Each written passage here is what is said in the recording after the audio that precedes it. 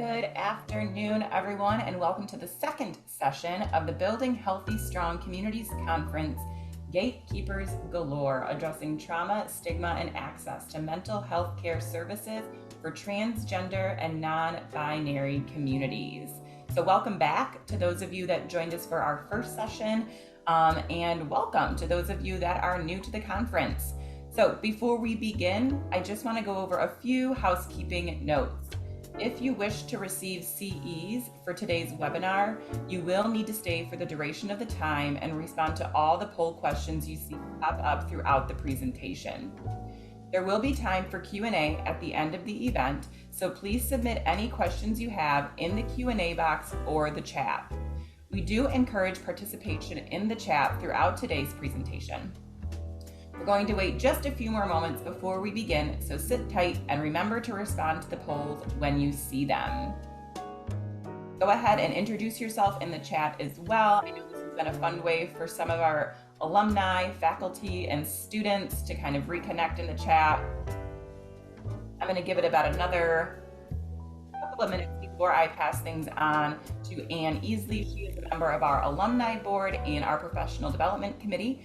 And Anne assisted in planning the conference. She is going to be the one introducing Brody. So like I said, I'll give another couple of minutes for folks to join. I know we ended the last one just a little bit late, so I'm sure folks needed to go to the bathroom and maybe grab some lunch.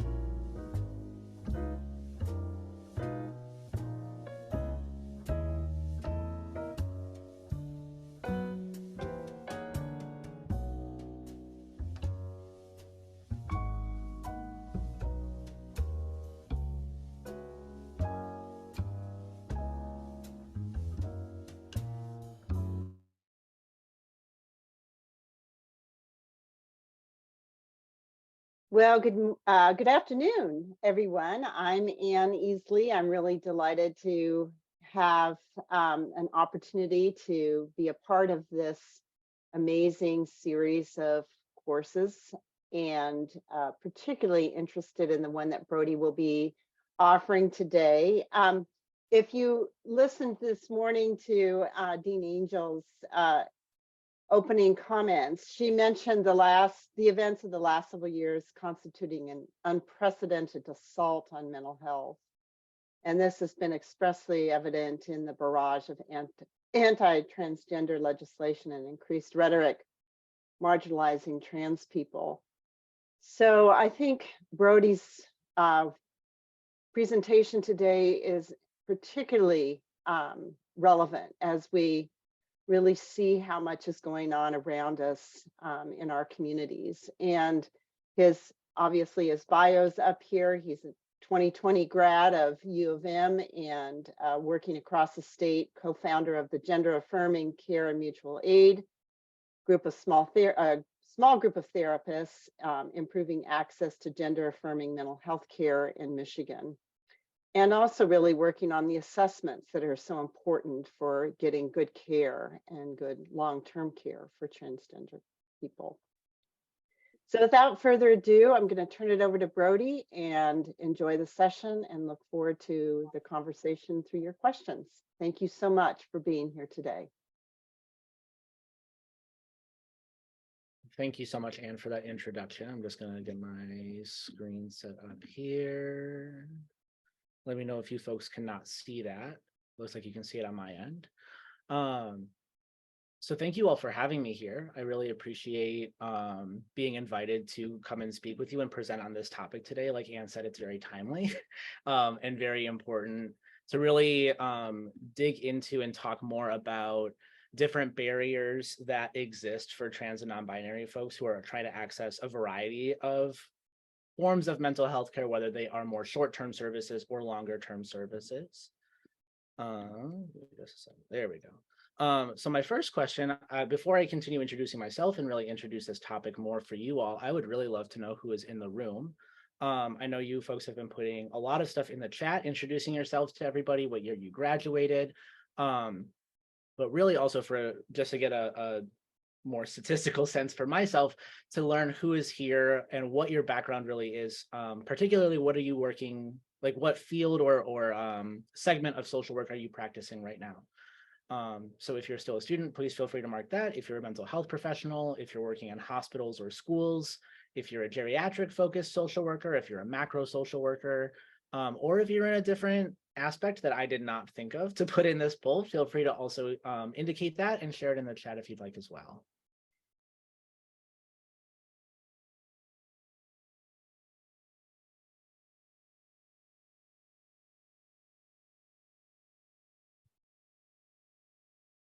All right.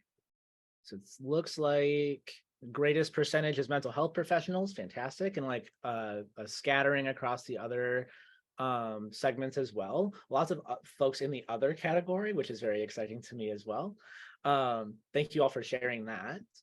The second question, I can figure out how to get this to work today. Maybe we will.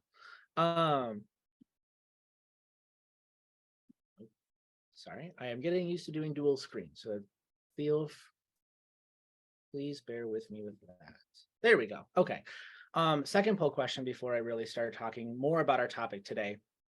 I would love to hear from you folks what kind of experiences you have had professionally working with trans and non-binary individuals or communities. Whether you have not had any experience at all, and this is one of the first things that you're doing to really broaden that practice. If you have worked with a handful of trans and non-binary individuals, if you've worked with a lot of folks in the community, or if you've only worked with folks in the community.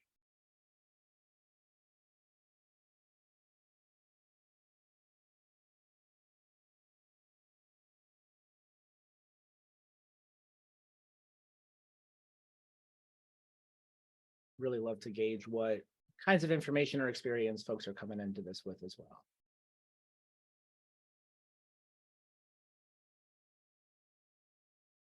All right, so about 2/3 of folks have worked with a handful, a little bit of experience. About 15% have worked with a lot of folks, and about 22% not at all, which is really fair. What I've noticed as number one, a young professional, but also a young person, is that it's especially been in the last 10 years or so that a lot of like public knowledge has focused on trans and non-binary individuals and experiences and learning more and creating more space for folks in those communities to tell their stories. So if you have not worked with folks in the last 10 years, that may be something that you're a little bit more new to, or you've only worked with folks in the last 7 to 10 years or so. So that makes a lot of sense to me. Thank you all for sharing that. So a little bit of an introduction about myself, and introduced me beautifully, and my bio was up on that first slide as we were starting, but I just wanted to start in a little bit of a slightly different direction to get us started today. So as Anne said, I graduated from the University of Michigan School of Social Work with my MSW in 2020, literally in the very beginning of the COVID pandemic. My practicum placement was in a private practice in Southfield, Michigan for my MSW. And when I graduated, I continued working there. So I've been there just almost 4 years now, 4 years in September. During that time, I have worked with almost 100 clients. I've had almost 100 during that time. And out of those 100 clients, there's only been maybe 5 to 7 that are not or have not been transgender, non-binary, or exploring their gender identity in some kind of way. Most of the folks who are in that 5 to 7 are cisgender, but they are in the community in a different kind of way. They may be lesbian, bisexual, gay, pansexual, queer, etc., asexual, but somehow in the LGBT community in a different kind of way. And there's one lone person who is cisgender and heterosexual that came across my lap one day. So for the majority of my practice, it has been focused on supporting trans and non-binary folks across the lifespan. I've had folks as young as 4 or 5 years old, and as old as 50 or 60 years old, and everywhere in between. I provide short-term services for folks who are seeking support, accessing things like gender-affirming hormones or gender-affirming surgery. And I also provide long-term mental health services that focus on things that aren't about their gender identity, which we'll absolutely dive into later on. Because of that focus of mine, a lot of people will label me as a gender specialist. That is a phrase I don't use for myself. I do not connect with that phrase at all. But because of the work that I do, people see me that way. And again, we will build off of that shortly. As I stated, I am a new professional, and I imagine that folks who are new professionals often struggle with imposter syndrome. And so one of the questions that I constantly ask myself is like, what makes people drawn to me? What is it about me, my energy, the services that I provide, the interventions that I provide? What is it that makes me stand out to people? Not only from an imposter syndrome perspective, but more also from a practical perspective in some aspects. I ask this question largely because for the majority of my practice so far, I have been at capacity. I have had a full caseload of clients that I see pretty regularly. I make room in my schedule for more short-term assessments when I can. But for the most part, I'm not taking on new clients, and I have not been for the majority of the last 4 years. And yet people still reach out. And yet, even though on my Psychology Today profile, it says wait list, and when they respond to me and I say, I don't know when I'm going to be able to take folks off of my wait list. Like, I don't know if it's going to be 2 months from now. I don't know if it's going to be 6 months or 2 years from now. I still provide referrals. I still say, if you want something more immediately, more support now, and you don't want to wait a super long time, I can provide referrals if you'd like. And there are some people who take advantage of those referrals because they want more immediate support. And there are also a lot of people that are like, nah, I'll wait. Even though I do my best to be transparent about all of those factors, right? So there are people, the questions that you see or the statements that you see on the slides are things that clients have emailed to me after reading my Psychology Today profile, right? And saying, after reading your bio, I hope that we will be a great fit. After reading your bio, it seems like we have a lot in common, and I'm really excited to get started with therapy. I saw your bio and I'm really comfortable with you after reading your bio, and reading your bio has made it easier for me to really motivate myself to start therapy for the first time in my life, which is really, really wonderful to hear. And it's super heartwarming. And there is still that part of me that's like, why?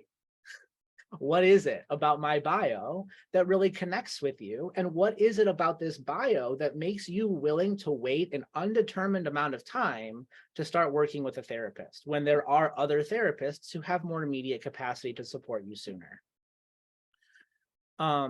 One factor, I'm not saying this is the only factor, but one factor that I'm aware of is something that was a very intentional decision on my part, which was how I phrased my Psychology Today profile.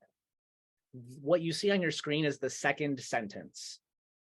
That is the second sentence in my Psychology Today profile and has been for the last 4 years. It says, as a queer transgender man, I have a unique perspective into the challenges of navigating our world, and I feel empowered to support folks who are exploring what it means to live as their authentic selves. All of those things are absolutely true. I am a queer transgender man. I do have a unique perspective on the world, and I do feel empowered to support people who are trying to figure out what that means for themselves, right? A lot of the knowledge that I have and a lot of the support that I'm able to provide my clients does indeed come from my lived experience of having to navigate these bureaucratic hoops in legal settings, in academic settings, in medical settings, in professional settings, so that I can be who I am and still live the way that I want to live. A lot of that comes from my lived experience. However, a lot of the clinical skills that I have, a lot of the clinical knowledge and the ways that I show up for my clients is not something that only trans people can do. It's not something that only non-binary people can do. It's not something that only gender specialists can do. That is something that we are educated and trained to do across the board. And yet that stands out to them. Part of this is part of the reason that stands out to folks, and folks will wait long periods of time to work with a trans person specifically, is because trans people have that difference in lived experience, right? We get it differently than cisgender people do. And regardless of, like, even outside of that, like, cisgender people have the ability to empathize and resonate and reflect and connect and build rapport with transgender and non-binary clients. One of the barriers that trans folks often experience is cisgender clinicians who don't know anything about transgender and non-binary identities may ask inappropriate questions about the trans person's body, about their lived experience, things that are not relevant to their treatment or their care at all, or who may be asking questions that are really important for that clinician to learn, just not from that trans person. Trans folks are coming to mental health services and they're coming to therapy to be helped, to be supported, and not to be in a seat where they have to educate. And a lot of folks are trying to bypass that and mitigate all of that. And the risk of being in a space where they're going to have to educate more than they're going to be supported. And the way that they do that is trying to find therapists who are either gender specialists or who are in the community themselves, right? Additionally, the stats on your screen come from surveys aimed towards trans and non-binary folks across different medical settings. These are numbers from 2021. The first two stats are from the Center of American Progress. They did a survey with trans adults regarding their experiences with the medical professions, their experiences receiving medical care, and 47% of those respondents share that they experienced mistreatment by medical professionals. This isn't exclusively mental health professionals, but it is medical professionals in a really broad sense. 25% of respondents had doctors who refused to give them care that was specifically related to their gender transition. 20% of respondents had doctors who were physically rough with them or abusive while they were treating them. And 18% of them had doctors who refused to see them entirely once they realized that they were transgender. This also is not only focused on like physical experiences of like harm, physical harm, or refusal to provide care. It's also how are they interacting with the clients in the interaction themselves. 32% of respondents had professionals intentionally misgender them. So intentionally use the wrong pronouns, intentionally use the wrong name, even after finding out that they were trans and had a different name or set of pronouns that they wanted them to use. All of these stats were higher for transgender folks of color who are Black, Indigenous, or otherwise folks of color versus white respondents. And these stats also reflect all forms of care. This is not exclusively transition-related healthcare. It's not just hormones and surgery. This is primary care. This is pediatricians. This is emergency rooms. This is urgent cares. This is life-saving medical care that folks are being denied or abused when they receive it. On the whole, these professionals are not transgender or non-binary. So they're the ones who are more likely to like perpetrate the harm. And so, of course, trans folks are going to try to find professionals who are going to not harm them. The last statistic on this screen is from the Trevor Project's LGBTQ youth survey from 2021 as well. The survey in general asked questions across a lot of different aspects and areas of these youths, like these young people's lives. The statistic on your screen is specific to mental health care. In 2021, 48% of LGBTQ youth in this survey needed mental health care but did not receive it. That's half of the respondents nearly wanted and needed mental health care but did not receive it. Some of this may be because of the lack of therapists. This was in the middle of the pandemic. And as I think Anne mentioned at the beginning, there was a surge of folks who needed mental health care during the pandemic, and there were simply not enough therapists to support all of them, which is incredibly unfortunate. And when we're talking about a special, like a very specific marginalized community where folks are often not educated on how to support them accurately or appropriately and affirmingly, there's even fewer therapists that they could seek that support from.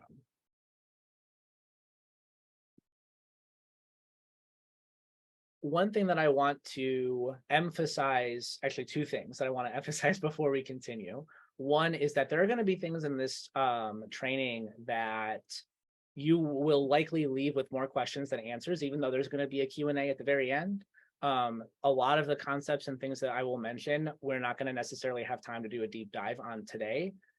So if those questions are not answered at the very end of our time together, and you're like, I really need to understand this better, or I want to understand this better, I really do urge you to continue learning, continue researching, continue going to trainings like this or other trainings that are provided in your community by other therapists, seek supervision and consultation, all of those things, to continue learning and building that wealth of knowledge within yourselves. The other thing that I want to emphasize is that when there are topics like mine that come up about barriers and to accessing care, much of the conversation can often be turned toward the community itself. And the question often becomes, why are they not seeking this kind of care? What is it that they like? What is it about them that is not allowing them to access this care? And what I really want to stress is that that is not the focus of my training. Even though I started out with experiences of trans folks like trying to access any kind of medical care or mental health care, my perspective is that the issue is not the community, it's us.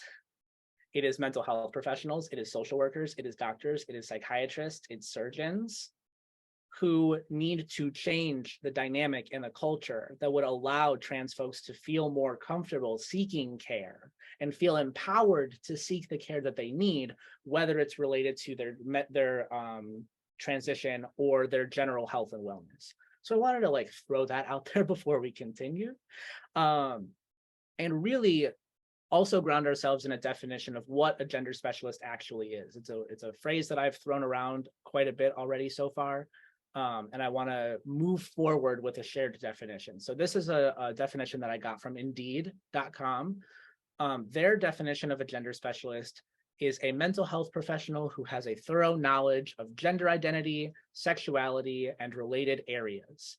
They are often psychotherapists who provide counseling to individuals who may have questions or concerns with these topics. Notice that it doesn't say a therapist who works with trans people. It does not say that. It says a mental health professional who has a thorough knowledge of gender identity and sexuality and related areas. Every single person in this room, I don't care if you are trans or cisgender, you have a gender identity and you have a sexuality. Even if you are asexual, that is your sexuality. So the implication is that gender specialists work with trans people because trans people seemingly are the only people who have genders, but that is not true. We know that that's not true. And it minimizes and boils down when we imply that this particular professional works with this particular group. We're associating that this therapist, this form of professional, can only work with this specific community and nothing else. And that must mean that if this community needs support, the only person who is qualified to help them is the very specific profession. So I would really love to throw out some examples for you folks. If you are not familiar with what is currently on your screen, it is a version of the personal identity wheels and the social identity wheels that really exemplify the complexity of human experience. That we are not just one monolithic thing ever. We have multitudes of factors and components of ourselves that show up in any given time that interact with the world in different ways. And it really helps to conceptualize how folks can experience privilege in some areas of their identities and marginalization or oppression in others, and that those can coexist. One does not inherently outweigh the other, they coexist and they exist at the same time and they impact each other in really unique ways. So as you can see, gender is on there, sexual orientation, ethnicity and race are on there, but also things like profession and professional status, family structure, relationship status, immigration status, right? So many different components of identity. So I'd like to pose an example for you folks.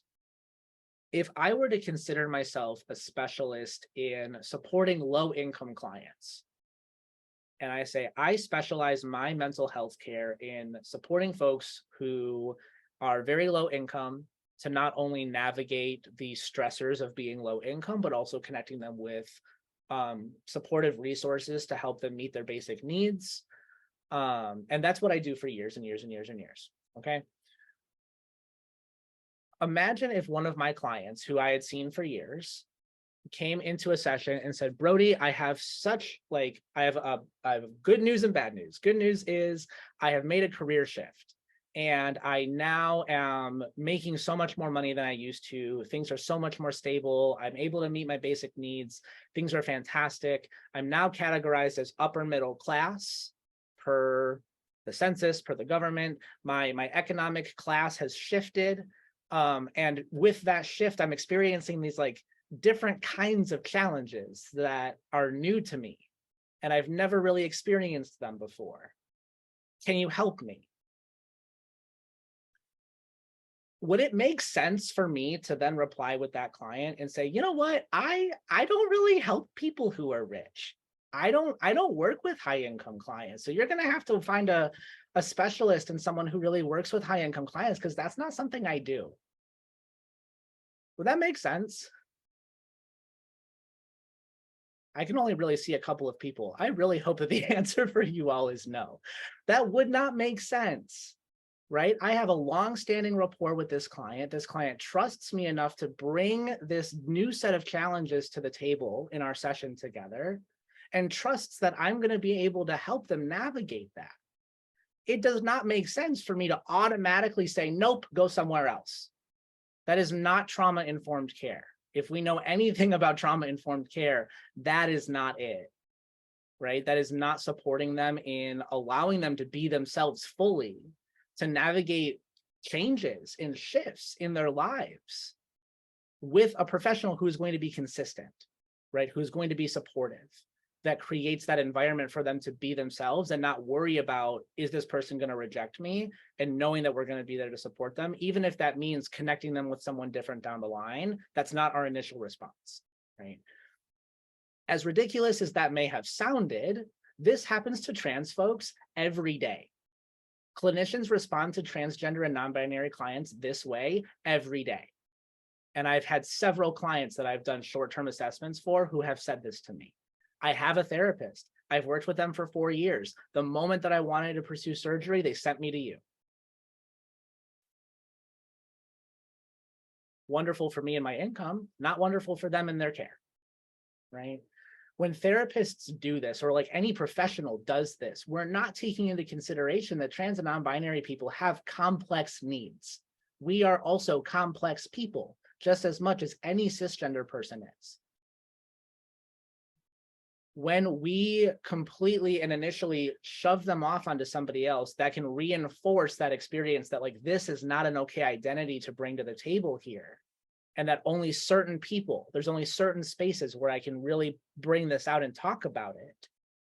And our challenges or our lack of knowledge around how to navigate those conversations does not override their need for support. And it also doesn't automatically mean that we're unfit for the job. Building off of that, transgender, and really reiterating something that I already said, trans clients and every single client are so much more than what they present within the first session or in any session. We're so much more complex than that. And if we know anything about intersectionality and the ways that those experiences intersect with each other, there's going to be unique experiences that happen when folks have just different intersections of different identities, and they're going to need support with navigating those things. And one identity in one area of their life does not mean that we can't do that or that they need to be somewhere else, right? Additionally, trans folks do not exclusively seek mental health care for something related to their transition. right? The identities do not directly indicate what they need now. It may also not indicate what they need in the future. There may be a trans person who has experienced their their medical and their legal transitions and their social transitions that come to therapy later in life for mental health services completely unrelated to that, but it is going to be a component, right? We are complex people with complex needs. Our identities do not indicate the sole reasons why we're coming. And as I said before, it's incredibly important for therapy, if nowhere else, it's incredibly important for a therapeutic space to have that component of being a safe one, to be an affirming one, to be a space where someone can bring every single part of themselves to unpack it and not just the ones that you know things about. Additionally, one of the issues that I notice with when we start identifying identity specific specialties is we get this catch-22 situation where the specialists in the identity, in our case, the gender specialists, aren't always trained in addressing additional or comorbid concerns outside of gender identity, right? Unless they're prompted to, unless they're self-motivated to, they're not necessarily going to be trained on, addressing substance use issues or addressing trauma and being informed in trauma-specific interventions. They're not necessarily going to have a lot of information about child development and navigating, interacting with school systems, right? That may not be training that they've had or experiences that they've had so far. And so they may not be able to support the client fully in things that aren't related to their gender identity. And on the flip side, the specialists who are trained in things like trauma-focused interventions or substance use treatment or neurodivergent treatment aren't necessarily knowledgeable about the basics of supporting trans and non-binary folks, especially things related to them navigating their transitions. That largely usually looks like support with writing letters of support for them to access gender-affirming surgeries or accessing gender-affirming hormones. This also extends across the lifespan. So gender-affirming child therapists and therapists that are knowledgeable with child development and supporting children who need mental health services who are gender affirming and who are inclusive of trans children, you heard me, trans children, are just as important as therapists who provide services to teens who are gender affirming, and just as important as adult therapists and therapists who work with geriatric populations and therapists who are couples counselors and who are marriage and family therapists. Every single type of professional that I just named should be requested to write a letter to support a client who needs life-saving gender-affirming surgery. But if all they say is, I don't do that, go to the gender specialist, we're not providing comprehensive kinds of care. We're also doing a disservice to ourselves, which I will get to shortly. But I want to present to you a case example that is a client that I've worked with in the past. She is in her mid-30s. She's a transgender woman in the community. She has had an outrageously extensive trauma history and inconsistent access to medical care, to mental health care, to housing, like multiply oppressed and multiply impacted human being. A few years ago, reached out to the clinic that I work with for mental health services related to her unpacking and healing from her trauma. That was what she primarily went to therapy for. And she got connected with a therapist who is very trauma informed and is trained on things like EMDR and internal family systems, things that are trauma focused, and started building a rapport with this therapist, really enjoyed working with this therapist. And a few sessions in, told her, I'm pursuing a gender affirming surgery. And my surgeon says that I need 2 letters of support from different mental health professionals. Will you write me one? This therapist was willing to do that. However, she was a limited licensed professional, which means that her supervisor needed to sign off on the letter as well. You need both signatures if the main therapist is a limited licensed professional. So she went to her supervisor and said, hey, I have a client who wants me to write a letter for like to support her in accessing this gender affirming surgery. Will you sign off on it? And the supervisor said, no, I will not do that.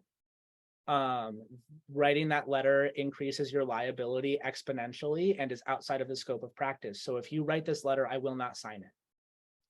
So this trauma-informed therapist then went back to her client and said, I'm so sorry, my supervisor will not sign this. If I write it for you, you're going to have to go somewhere else. So she was connected with me and I wrote her letter and she got her surgery and everything was cool. However, I do not have specific training, shocker, in things like EMDR quite yet. It's something on my list. It's not something I've done yet.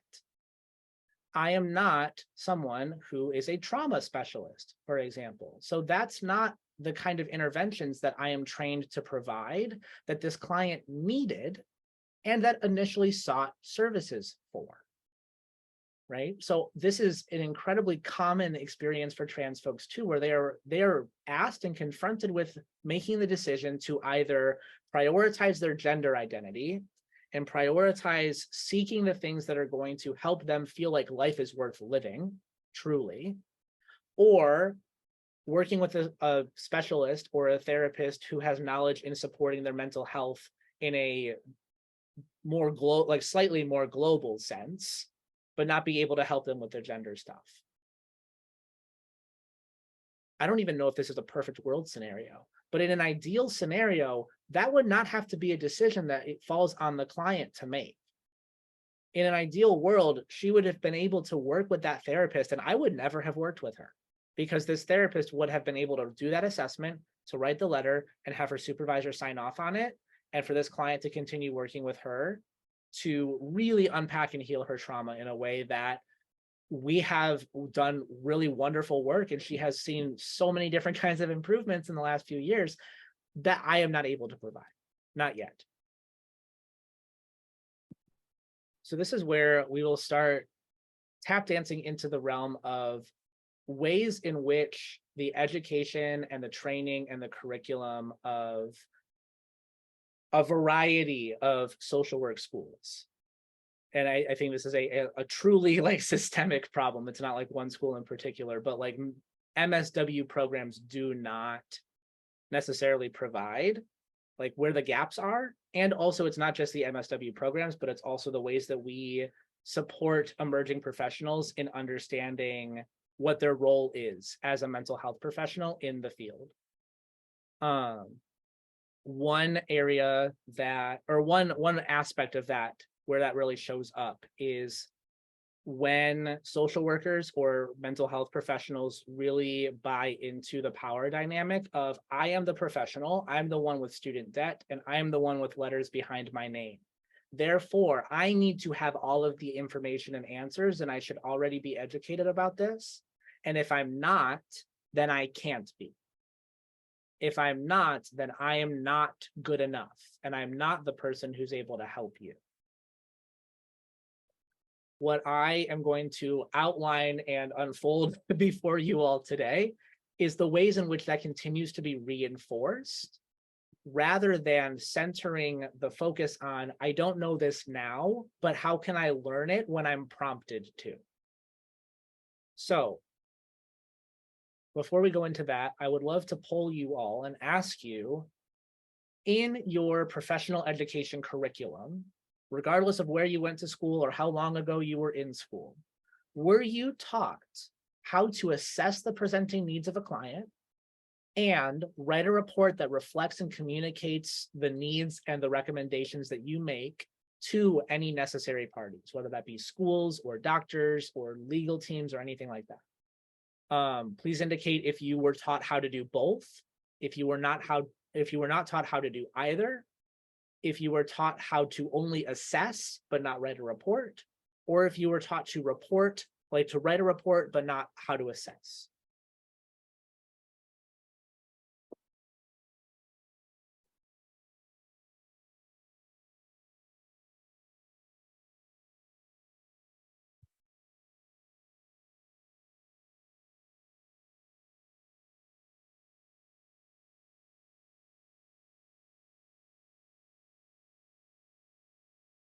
Okay.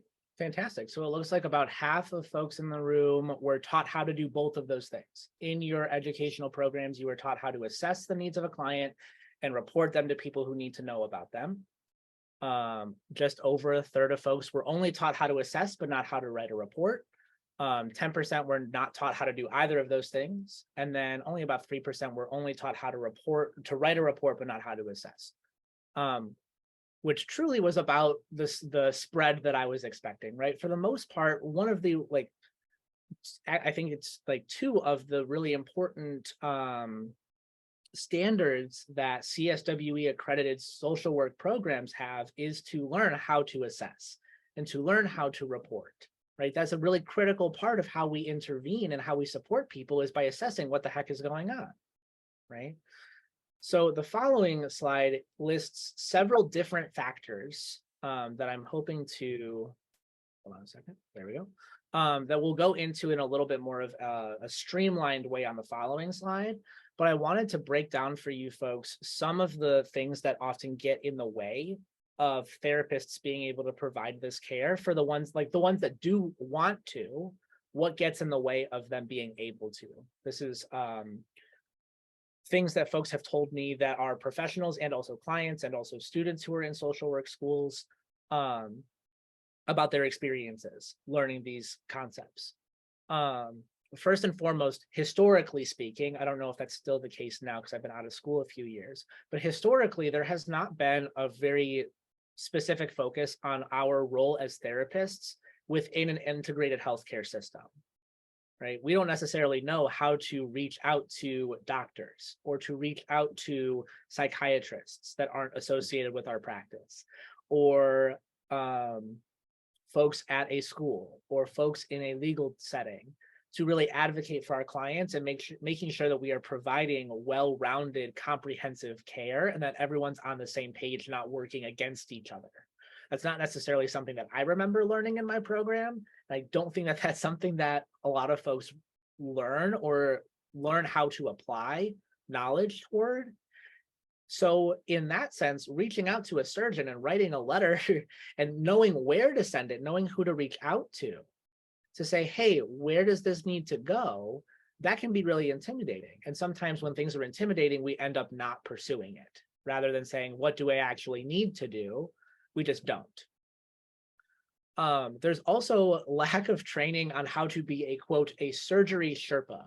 A recent School of Social Work student phrased it to me this way, and I adopted it because it's so endearing.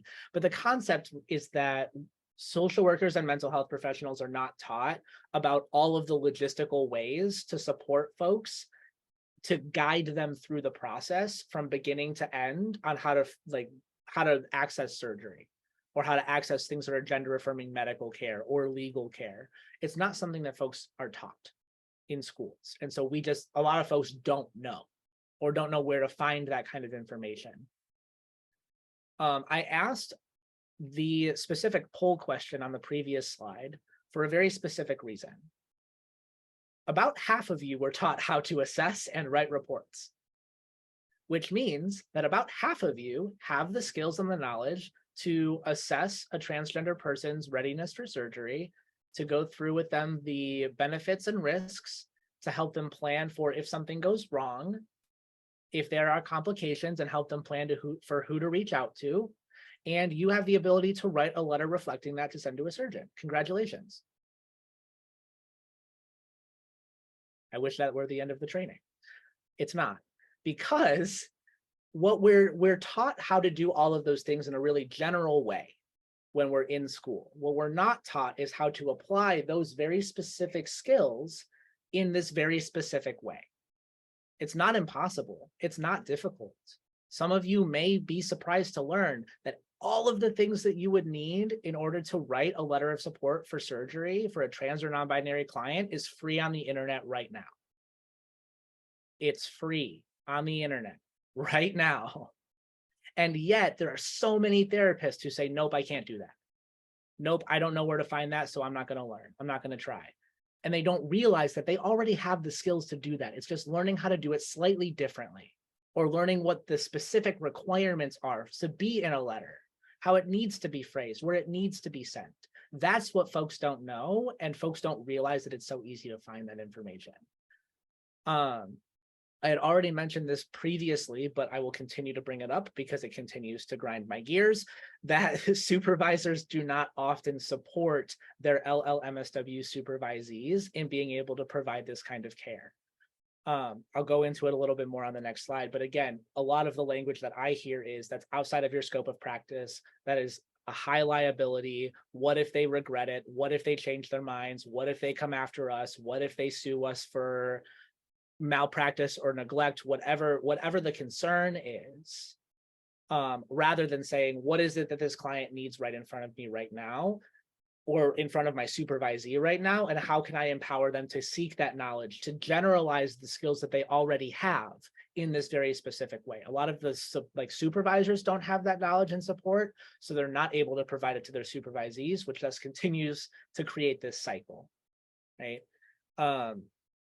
Which all sometimes culminates in this difference in motivation to seek different kinds of knowledge. A lot of times this is an institutional thing where there are so many pressures and so much paperwork that's thrown at us, and so many requirements and so many procedures and so much work that when we're asked and prompted to do continuing education credits, we may seek out trainings that reinforce the things that we already know, or that are in areas of practice that we're already familiar with, rather than seeking out something that we don't already have information about. So how that ends up playing out, I don't have it on this slide, but an overarching factor that reinforces all of this is systemic transphobia, a lack of examined internal and implicit biases about whether or not I am comfortable working with someone who is different than me. If I feel comfortable, and if I'm able to be humble enough to admit that I don't know what it looks like to be a trans person, and still try to help them and still do my best to provide competent care. From start to finish, what this can look like for emerging professionals is we start out with a generalist degree. It's a typo on the slide, but a generalist degree that we are taught the foundational knowledge. And once you have that, what we're told is you're going to learn more specific stuff. You're going to learn how to apply that when you're practicing in the profession. When you're starting in your career with your supervisor, you're going to learn all of those kinds of things. You're going to have more opportunities to learn it because curriculum is only so long. We can only cram so much information into a curriculum schedule. So all of this specific stuff you're going to have to learn outside of school, which is fine. I hear that. Time is real. Time is not infinite, unfortunately. But then social workers or therapists who want to be able to provide this kind of care, to learn these kinds of skills, may be paired with a supervisor who does not have that knowledge, who will defer to gender specialists and say, you have to refer out, whether, again, because of the liability or because it's outside of the scope of their practice, quote unquote. Truthfully, what is outside of our scope of practice as therapists is providing and performing the surgery itself. That's outside of our scope of practice. What is not outside of our scope of practice is assessing the needs of our client and writing a report with suggestions and recommendations that reflect that. That is fully within our scope of practice. And yet, for some reason, because of these unexamined implicit biases, so many professionals don't see it that way. They say, if it has to do with medical stuff, if it goes beyond what you already know, you're not able to do it, rather than really digging in and finding the information that would build that knowledge base. So then, as an emerging professional, we have supervisors who say, no, I won't sign off on this. And then they have clients that they have to refer to somebody else, either for the continuance of their care in addition to mental health, transition-related healthcare, or specifically for that letter of support. And then they continue working, right? They continue in the profession, they continue seeing clients of a variety of different backgrounds. And there are going to be high demands of jobs and roles that are exhausting and really pressure us to fit in as much as we can in the time that we have. And then there are the expectations that we pursue continuing education, or additional education into specialized therapy models or specialized areas of practice that often does not prioritize still providing competent care to marginalized communities in general, quite frankly, let alone for transgender and non-binary communities. It just is not prioritized, like I said, unless somebody is motivated internally and it's important to them to seek that information out, or if someone else externally motivates or pressures them to seek it out as well. There's also the common phrase that I don't have trans clients, so why do I need this information? I don't already have trans people in my caseload, so why does it matter if I know how to do this or not? Well, here's the thing. You don't have trans clients who are out to you. You don't have trans clients who have felt safe enough to bring that part of themselves into therapy because you never opened the door for them to, right? If trans folks don't know that the space is safe, they're not going to engage like it is safe. So saying I don't have trans clients may also be reinforcing the fact that you don't have trans clients. If you're saying I don't have trans clients, therefore I'm not going to seek this out. If you don't seek it out and say, hey, I'm someone who knows what I'm doing. I'm someone who is willing to do this with you. They're not going to come to you. They're not going to seek you out because they don't know if you are willing to, if you are able to, or if you are going to be safe to do that with. It's for them to be truly vulnerable in getting that service from you. And additionally, that can continue to fuel this cycle and this dynamic that when a person is not supported in finding the information and does not seek it out themselves and continues to say, well, I don't have trans clients, so therefore I don't need to learn it. If they do have a client who is either a longstanding client, like in my example earlier, or a new client who comes to them and says, hey, I'm trans, hey, this may be something that I want to pursue either now or in the future. Would you be able to do that? It continues to create this dynamic of the professional saying, no, I'm not trained in that. You have to go somewhere else. Or if they still have a supervisor that needs to sign off on their letter, no, my supervisor won't sign off on that. You have to go somewhere else. As I stated before, trans folks want therapy. They need these services. The loopholes in the bureaucratic system that is in place reinforces the fact that they need to come to therapy at least to get letters of support. They need to engage with a mental health professional. But if they're not there, and if every single therapist is constantly saying, go somewhere else, where are they actually being expected to go? Just being tossed into the ether saying, figure it out? That's not trauma-informed either. That is not what we are trained to do in terms of doing a warm handoff to professionals who do have specialties that we know about. That's not how we're trained to do it. Right? So there's this constant dynamic and this expectation that if we don't already know it, then we don't need to until we do. And then we say, well, because I don't know it, I can't. And at the end of the day, we have ethical obligations to our clients, regardless of how long we have worked with them. And particularly, we have an ethical obligation that if we don't know something, that we seek out the information to learn it.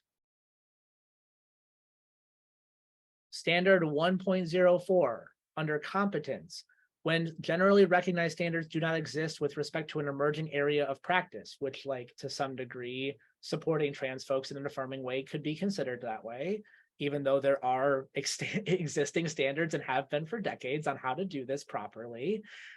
Social workers should exercise careful judgment and take responsible steps, including appropriate education, including research and training and consultation and supervision.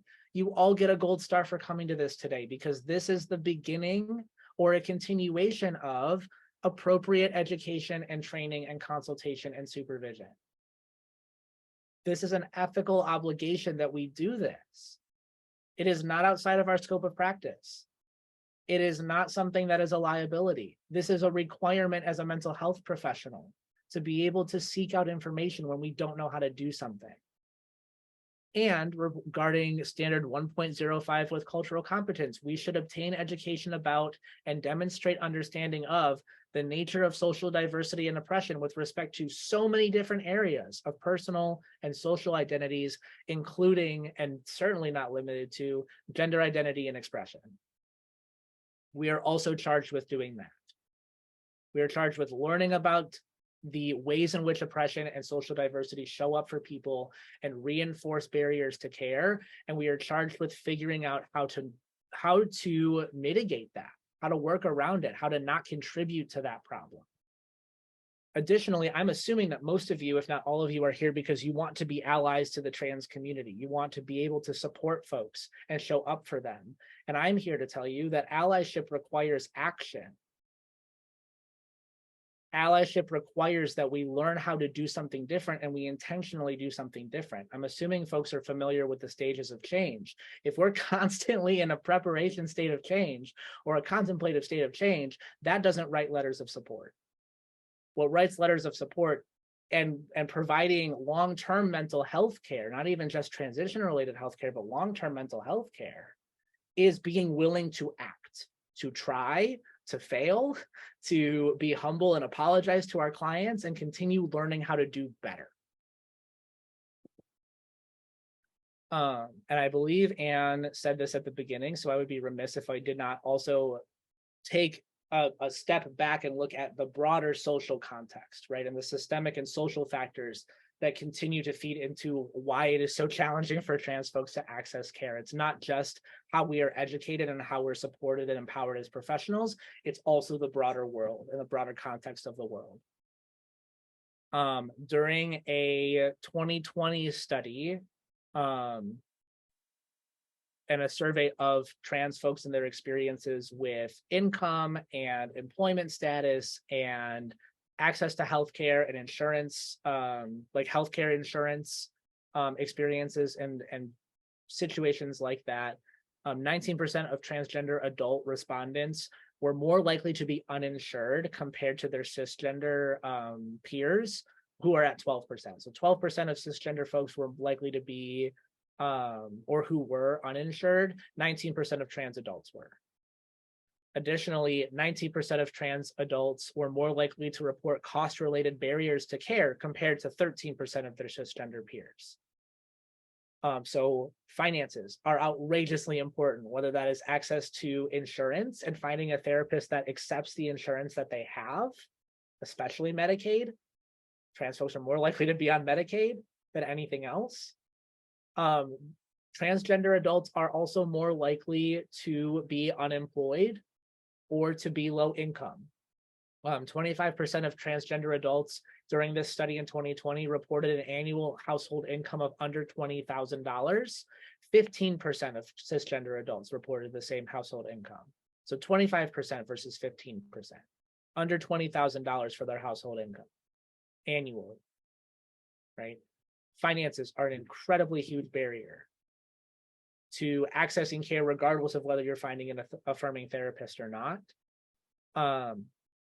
Some therapists, again, also are willing to provide these kinds of services, but don't necessarily have the familiarity with what the standards of care say. The homework that you all have for today is Googling the WPATH standards of care as it pertains to transgender and non-binary healthcare and mental health care.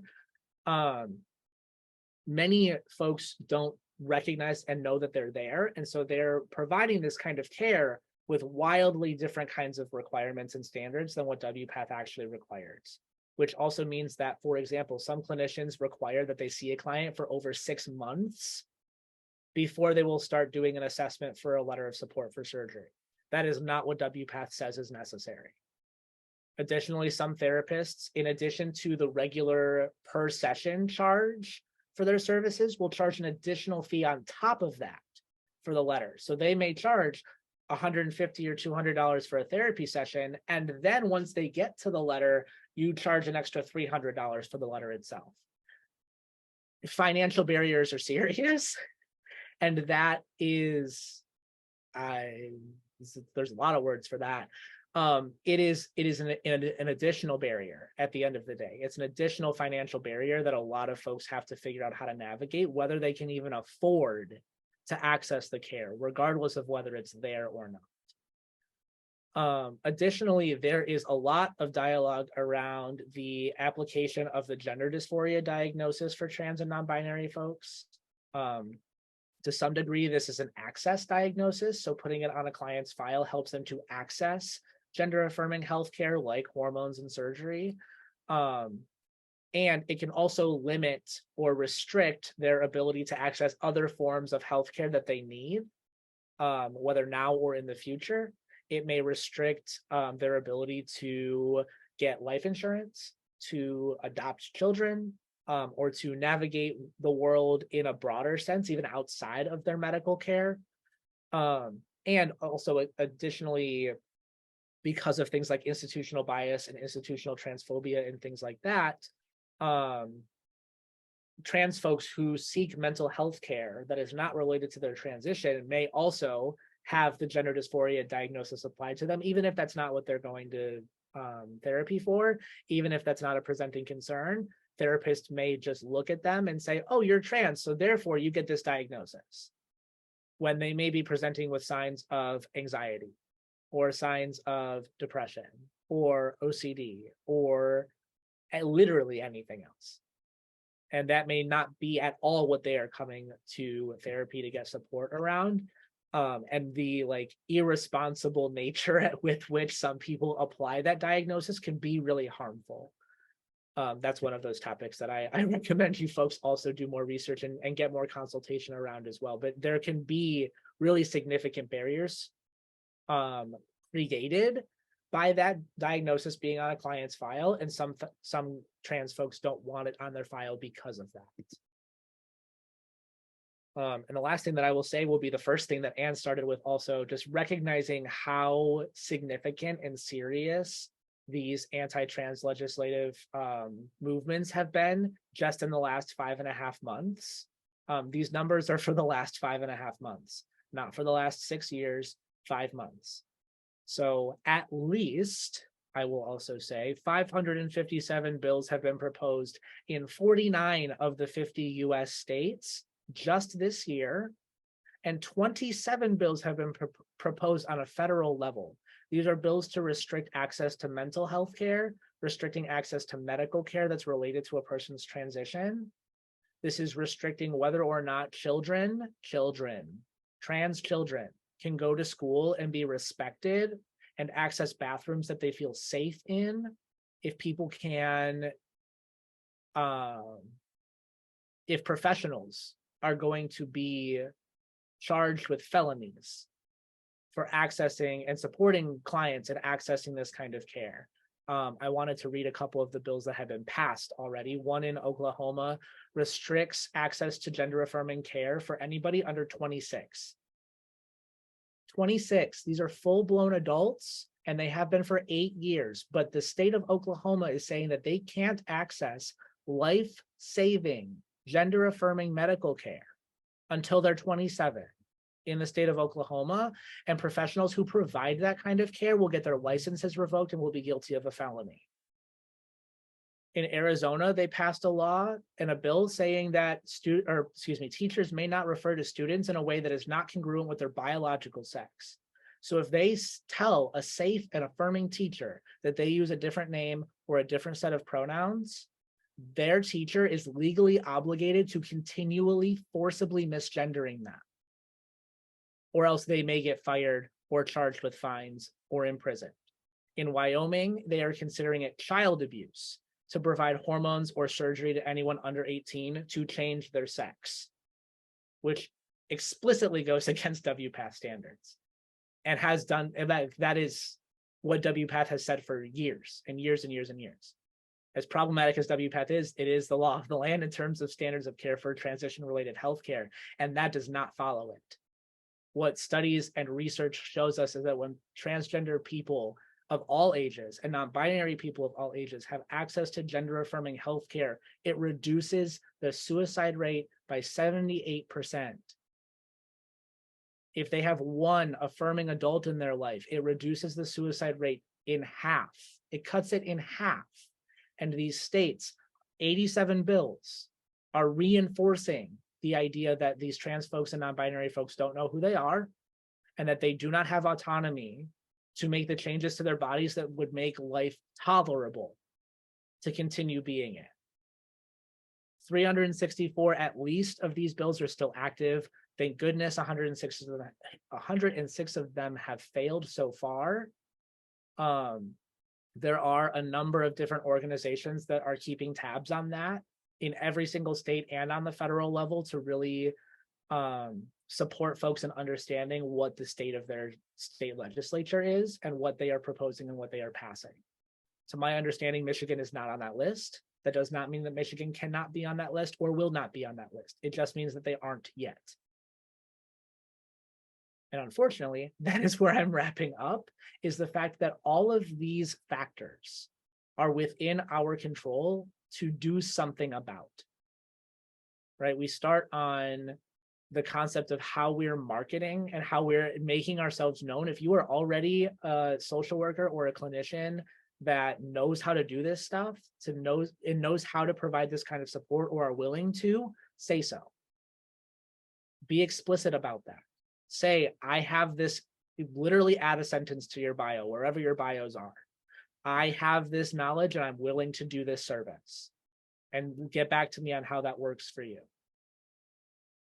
Learn how to do this. Encourage your supervisors or anybody else who is a supervisor at the place that you work to learn how to support their supervisees in learning these kinds of skills so that they can support their clients, right? That is literally breaking this cycle that we find ourselves in with these power dynamics.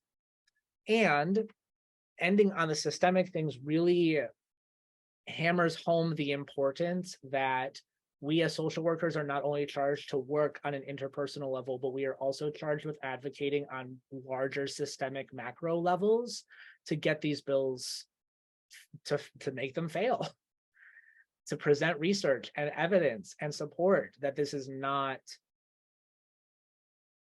it's not good. And that's what I got for you folks today. Thank you, Brody. Yeah. Lots of feelings. Yeah. Anne was going to ask about the WPATH link, but I think somebody shared it in the chat. I don't know if you want to scroll through, Brody, just to make sure it's the correct one. But with that, we have a lot of questions on the letters. I'm sure. So the first, what other options? So this is the example you gave about the person that was a limited license and their supervisor would not sign off on the letter. So what other options would the limited license professional have had? Could they receive supervision signature from someone else? And then there are some sub questions that I'm going to follow up with.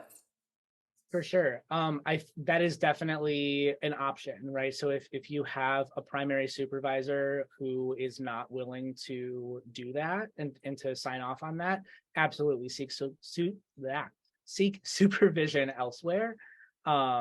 Whether that is somebody else at the place that you're practicing or somebody else that you trust who has a full license, in this case, an LMSW or an LCSW, someone who has the credentials to be able to sign off on that. Absolutely. That's a wonderful idea.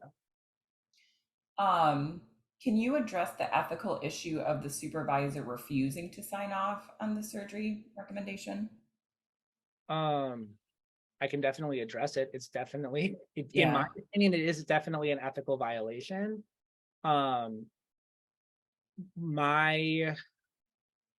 training prompts me to reply in terms of like what would next steps be in like with addressing that. The first step that I would recommend or that would be recommended to me is to educate the supervisor and say like, this is not best practice and here's why.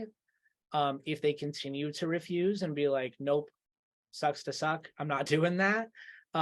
If it's possible, going to their supervisor, if that is like how the system is structured where you work, and having a conversation with them to say, hey, I'm really concerned about the ethical practices of my supervisor in this particular instance. Can you back me up on this? It's also entirely possible that their supervisor, in a really interestingly like intergenerational trauma kind of way or patterns kind of way, will also not know and also will not be willing to budge on that. In which case, if you exhaust all of those options and there's nobody else with any kind of authority in that system to say, no, this is work that is imperative that you learn how to do, and we're going to make sure that you learn how to do it. I don't think that reports to an ethical board are unfair because you've done everything else that you can do, that we're also like ethically obligated to do with our colleagues and supporting colleagues who we believe are behaving unethically. We're charged with coming to them directly first to work it out. And if you exhaust all of that, then I think reporting to an ethical board is appropriate. Yeah, seems fair to me. And then this question, you sort of already answered it, but I assume if the individual, the limited license individual, wanted to continue to provide care to that person, couldn't they seek um, consultation from an outside therapist who was an expert in that area? Absolutely. Absolutely. Yeah. Shameless plug for myself. I'm one of those therapists who is a supervisor for folks who do want to provide gender affirming care and anti-oppressive care in general. I know that there are other folks who do as well. I'm not the only one. And I guess for the limited license folks in the room, I really encourage you when you're seeking a supervisor to vet them. Like, it's not just you working with them, but it's also them working with you and providing you the mentorship that you're looking for. I understand some people don't have necessarily the autonomy to seek out their own supervisors, but definitely like look for them and ask people like, can you provide me supervision on this? I see you provide this kind of care. Can you help me? Mm-hmm. And if folks have the capacity, I have yet to meet a therapist who's not willing to. That's reassuring. All right, That Ann. is something. Continuing a little bit on in that vein, Brody, regarding letters for receiving gender affirming care, one of the questions that came up is, can you say that other non-mental health clinicians, including general physicians, for example, can provide those letters? And then if you are also a part of that question, an LMSW not practicing as a therapist, can you go ahead and write that letter? I think those are really great questions. I'm not sure about LMSWs who are not practicing clinically. I would need to look back at the WPATH standards of care. By the way, the link that's in the chat is the correct one. Literally like wpath.org. And then one of the drop-down menus should say standards of care 8. That was just revised last winter. So that is the most updated version. And that document is long, but it details what kinds of professionals are able to write those kinds of support letters. Therapists and psychiatrists are usually the most common that are asked to do so. I think general practitioners can. Realistically, I think it's like anybody who's closely involved with that person's care. The caveat I will add to that is like, they may not know that they can do it either. So if and I'm not necessarily like calling folks out on having this perspective, but if the perspective is I don't feel comfortable, so I'm gonna expect the PCP to do it, but then the PCP doesn't know who's doing it, right? Someone's got to step up in that case.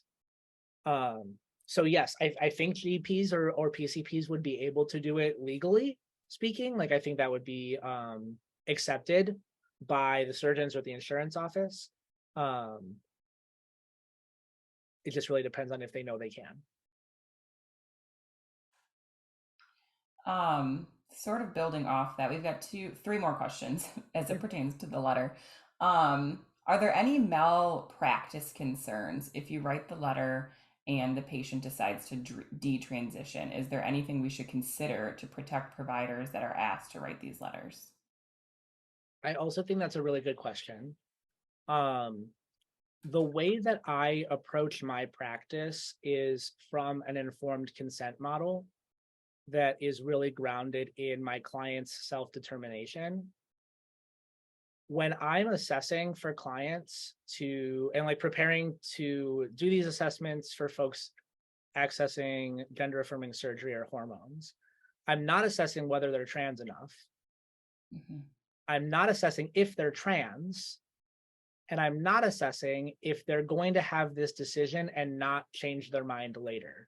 Because contrary to popular belief, I am not able to see the future, and I have yet to meet anyone who can. What I'm assessing in that moment is, what are you pursuing? Do you know what's going to happen reasonably? Do you know what the risks and the benefits are? And do you have a plan in case something goes wrong? Mm-hmm. That can the plan if something goes wrong can include things like complications. Mm-hmm.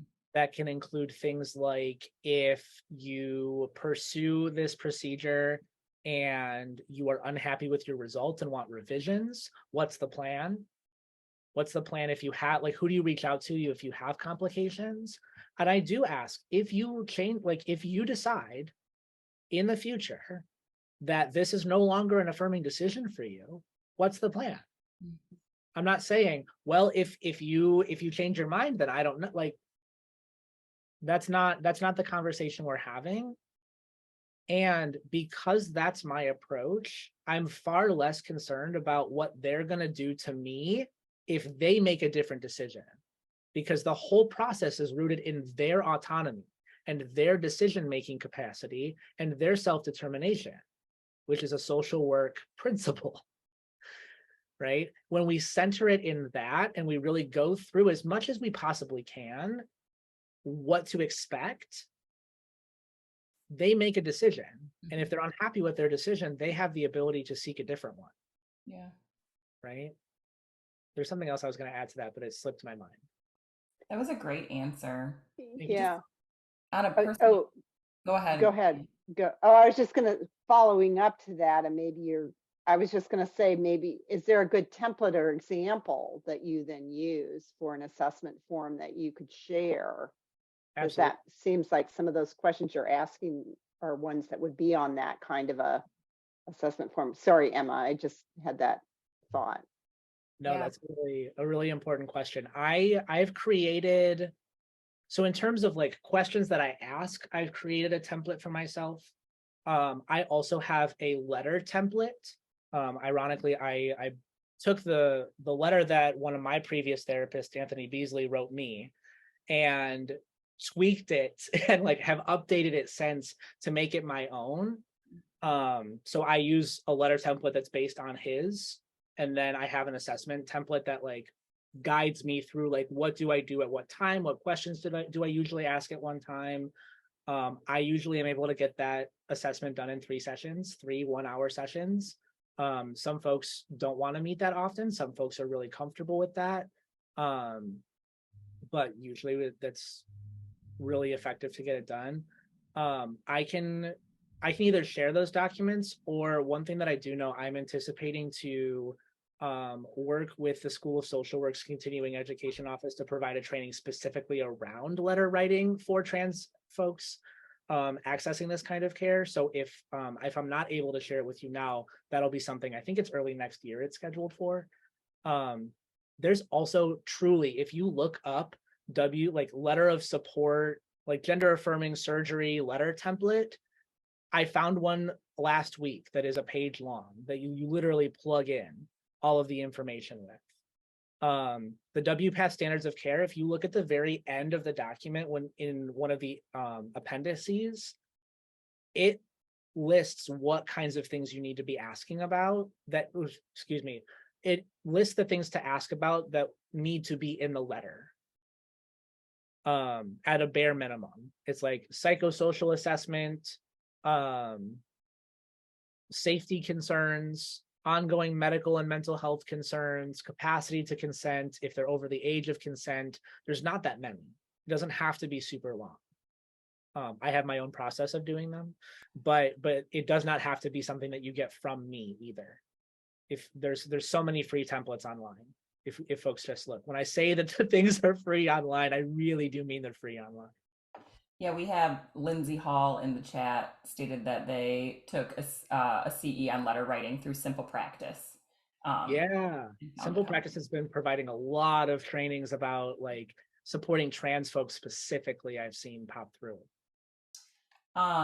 And just, I have another question, but a quick follow up. And someone actually said something about it. You know, the hype currently about detransitioning is a moral panic, and it's been mostly driven by parents who have forced their children to detransition.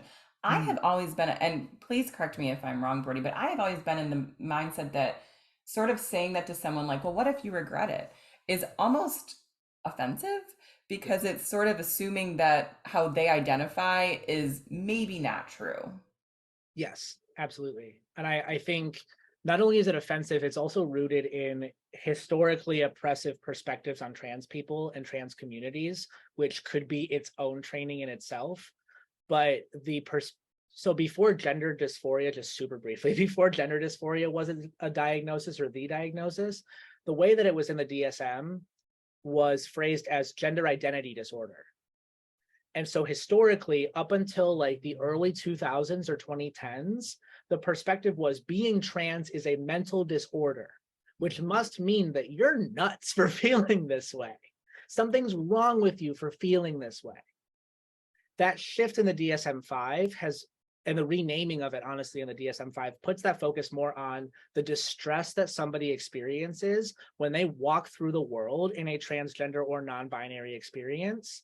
And the treatment is focused on the distress, right? But because we have that history of saying being trans is a mental disorder, that also must mean that trans people don't know what's good for them. They're doing these drastic things to change their bodies in a way that doesn't make sense to a lot of cis people because that's not their experience. And so we really feel, or not we really feel, cis people really feel like they have the responsibility, I guess, or the right, supposedly, to really make sure they know. Are you really sure? I have clients who have said, I want top surgery for 4 years and recently said, I actually don't know if I want to do it now because everyone I talk to says, are you sure? And now I'm doubting myself. 20-year-old has known for half his life that he wants top surgery. And now is like, I don't know. Everyone keeps asking me. It has so much more of a harmful impact than you think it does. Yeah. Yeah. Makes sense. Um, okay, one more quick question about the letters. Sure. This person said, I wonder how therapists are trained to write letters of support in custody cases. Is this regularly handed off to a specialist too? Interesting. In terms of like not applied to trans experiences I'm or not integrating them. sure. Um, I largely asked that question because I have a trans client who is a minor who is involved in a CPS case where like parents are divorced, parents are separated, there's supervised visitation. And I had to write a letter to the court saying my client should not go visit dad because dad cannot respect my client's gender identity, and that is detrimental to his mental health. So I've done things like that before. That's not like advocating that he not have custody, but advocating that he not spend significant amounts of time with him.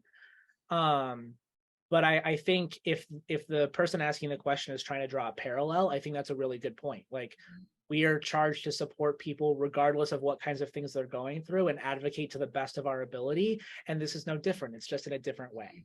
Mm-hmm. Absolutely. All right, Anne, I'm going to ask one more and then it's your turn again.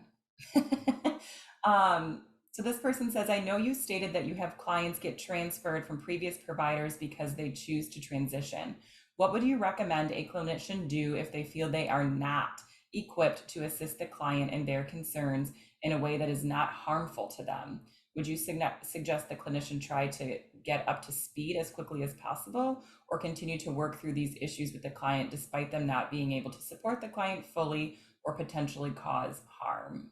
What are your suggestions for this clinician? That is a good question, a good series of questions. Yeah. Let me know if you Um, want me to reread anything. I might ask you to reread a couple of the later ones. I think in that case, my first suggestion is to examine whether or not this decision is coming from an implicit bias or a fear that I don't know and therefore I can't. If it is, I really recommend that you seek the consultation and the support and be really upfront about that with your client. I don't think I've ever had an adverse experience where I have looked a client in the face and said, I'm not sure, but I'll find out. A lot of times they appreciate that honesty, they appreciate that transparency, which is also a trauma-informed principle. Transparency, setting clear expectations, that feels like a bare minimum to say, you know what, this is not something I've done before, and I'm really willing to support you if you're willing to give me some time to find out. And at that point, it takes the commitment to find out. Mm-hmm. So if you go through all of those things and you're like, I, for the life of me, cannot figure out where to find this information and no one around me provides this kind of support. And you're like, I really want this person to get that support, but I don't know how, and I don't feel like I can do it. You could either try. And what I experience when folks write letters, and actually this is my experience, I've written letters to the CGSP at Michigan Medicine, for example, and they contact me directly and they say, hey, great letter. We need you to edit some things so that the insurance can accept it. Here are the things that we need you to change. Can you change it? And I'm like, yeah, rad. And I do the revisions and I send it and the client gets surgery, no problem, right? A lot of times those, especially the medical systems that are specific to providing gender-related services or transition-related services, are going to work with you. That's why releases of information are so important. That's why integrated healthcare is so important, and knowing how to interact with other professionals who may require that you like add things. So you could be incredibly courageous and try anyway, and do your best with the knowledge that you have and the knowledge that you learned from this training, and ask them to give you guidance and support if they need something different, or if it's not meeting standards. The very, very last thing that I would do, the last case, would be to do a warm handoff. Find folks who are gender specialists or who have that experience, and support your client in connecting with them. Do a session with all three of you if that feels comfortable to the client, to really introduce them as you're handing them off. But not just saying like, deuces, figure it out, because that is so rejecting. That feels so rejecting. That like you don't feel like you can even educate yourself to try to figure it out on the client side of things. Was a lot of information. Did I answer all of those questions, Emma? Cool. A question came up, Brody, can you share the free resources to learn or expand our knowledge in this? Is that something you would be willing to share or people could contact you for? Absolutely. My email and my work number are on the last slide. I think it's still sharing. So if folks want to reach out to me directly, they're more than welcome to. I also put the link to my Psychology Today profile there if folks want to look at that for any reason. But yeah, please feel free to reach out with questions. I'll do my best to compile the free resources that I know of online and have those at the ready for folks who request them. Emma, would it be helpful for me to send them to you also to disseminate? Sure. Or okay, Yeah. I'll prep them and then I'll send them to you by the end of the day, if Yep. not for the week. Yeah, that'll be great, because then I can actually share them with Aaliyah in the CE office, and she can send them out with their CE evaluation. Beautiful. We only have a couple more questions, and one of them actually you may have already answered by what you were just explaining, but this one I thought was really interesting.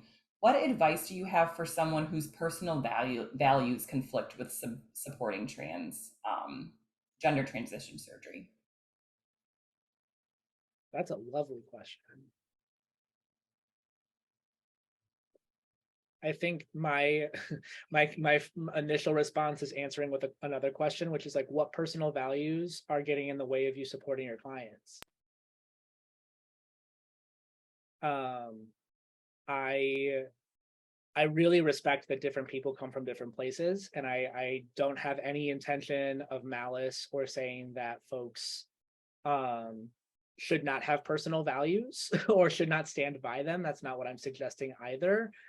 And one of the things that we are educated to do is to put aside our personal values when a client is saying, I need help. When they bring something to the therapy office or to our clinics, to our rooms, to the Zoom rooms, wherever it is, and saying, I need help, we are charged with listening to them and not to us. Because all that does is gatekeep services that are already incredibly difficult to access, incredibly difficult to navigate, and statistically are life-saving. I don't think I could say that enough. I will probably put it on my tombstone. Gender-affirming care is life-saving care. And to deny access to that is harmful and unethical. So I suppose the most supportive response that I have for that participant to start with is really examining, and not even in a way of needing to change. I'm not suggesting you change your personal values, but see if there's room for a both and.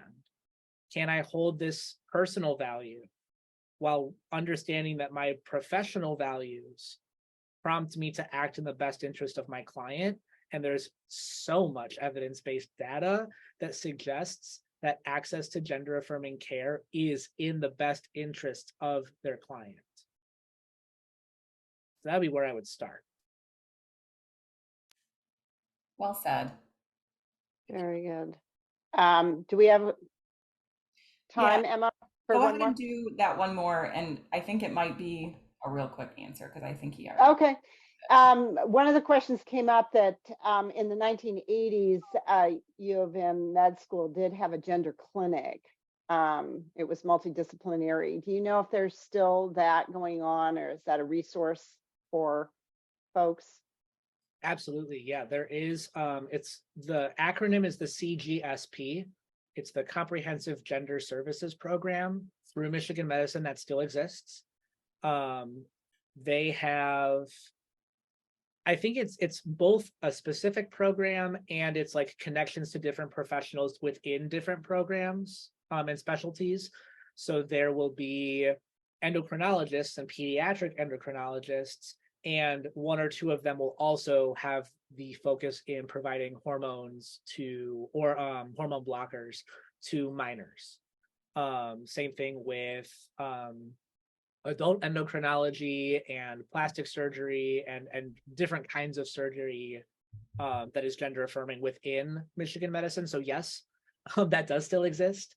Henry Ford Health System is also developing a gender clinic. And again, it's more like they have professionals at different satellite locations that are able to provide these kinds of care that all fall under the umbrella of gender affirming services.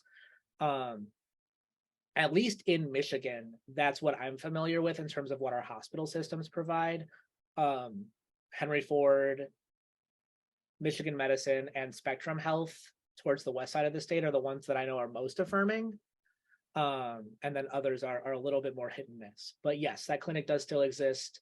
And it's not the only one in Michigan either. All right. Well, thank you so much, Brody. You're really getting some nice kudos in the chat. And one person, Lou, stated, thank you so much for sharing your wisdom, truly beyond your years. And I really couldn't agree more. Even the first time I met you, Brody, over Zoom, I was just very impressed with your knowledge and the wisdom you do have at, I don't know your age, I'm not going to assume your age, but No worries. at your age. Thank you so much, everyone, for joining us. This was really enlightening, and I hope you all enjoyed it. If you're joining for the next session, it starts at 2 o'clock. So again, you've got about a half an hour, and you should see on the screen if you have any questions related to your CE hours, please contact the Office of Continuing Education, not me, but you can reach them at ssw.compted@umich.edu. And they'd also be happy to send you all to the registration, I'm sure, for Brody's next CE session. So thanks again, everyone. Have a wonderful afternoon. And that is all he wrote. See you later. Thanks, Brody. Excellent.